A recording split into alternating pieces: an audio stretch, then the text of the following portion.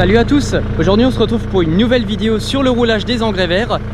Donc aujourd'hui nous sommes le 6 juin et je m'attaque à détruire les engrais verts. Donc aujourd'hui je suis sur le mélange Vitimel Biomasse qui a pris une sacrée biomasse. Je suis avec le Carraro Hydrostatic 7800 SRH et un Rolofaka de marque Clemens. L'ensemble des espèces du couvert végétal sont arrivées à floraison ou même après le stade de la floraison et sont donc très facilement destructibles au Rolofaka. Donc on peut voir que le seigle atteint une sacrée hauteur, en effet il dépasse des fois ma taille.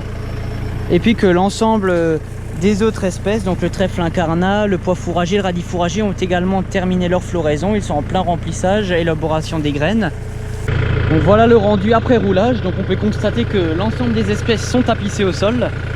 Donc ici on voit bien les points de fragmentation du Rolofaka qui sont multiples au niveau d'une baguette.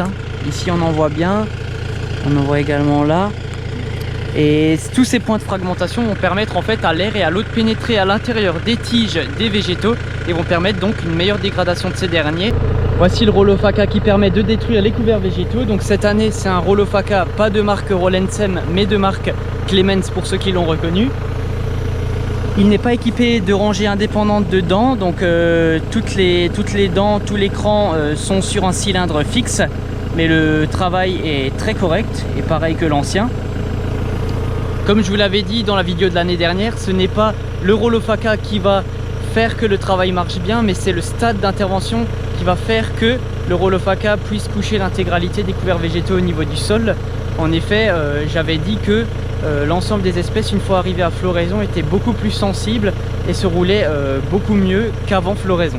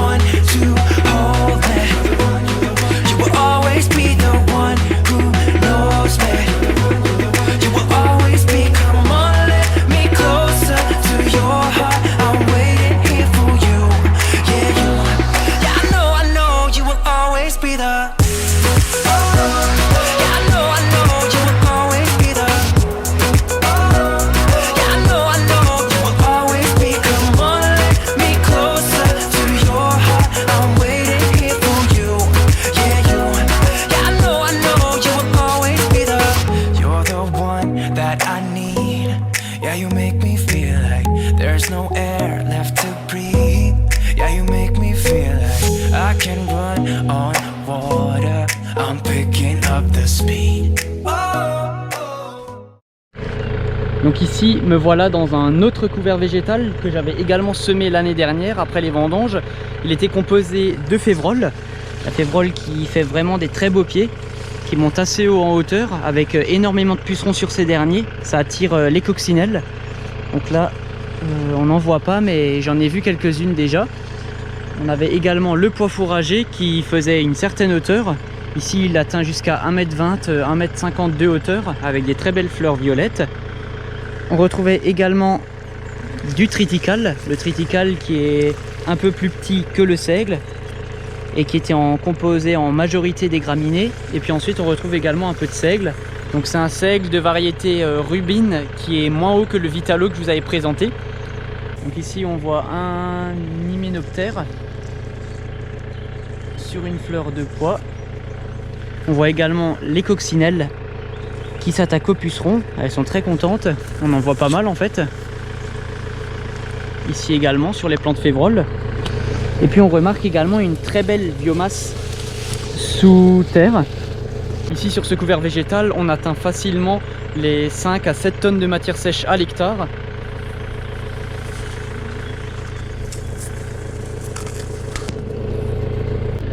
Voici le résultat après avoir roulé le couvert végétal. Donc ça donne le même résultat que pour l'autre couvert végétal. Donc ici on remarque que les plantes févroles sont également fragmentées à plusieurs endroits.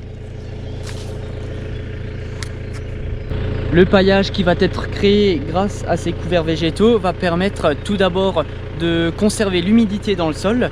Il va également permettre d'activer la vie microbienne du sol qui va s'attaquer au carbone et à l'azote, qui va donc vouloir le dégrader. Ça va également permettre une diminution et une réduction de l'attaque physico-chimique par le soleil ou les températures chaudes au niveau du sol. Donc ça va permettre de conserver des températures de sol favorables à la vie microbienne du sol, encore une fois.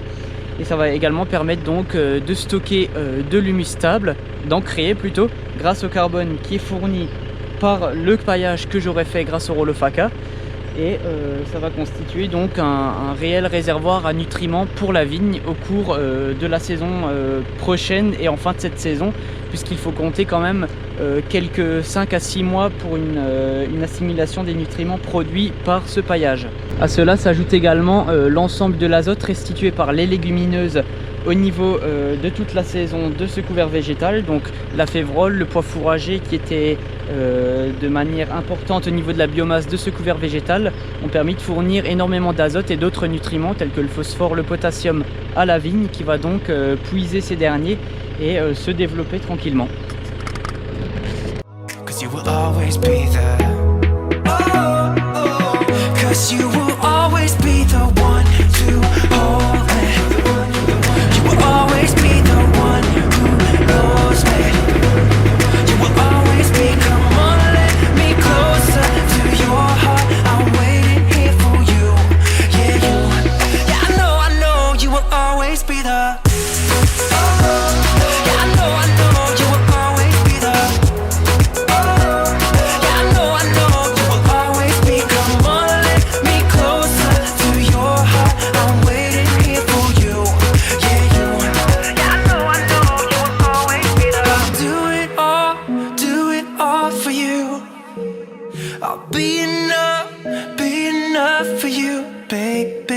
I'll do it all for you.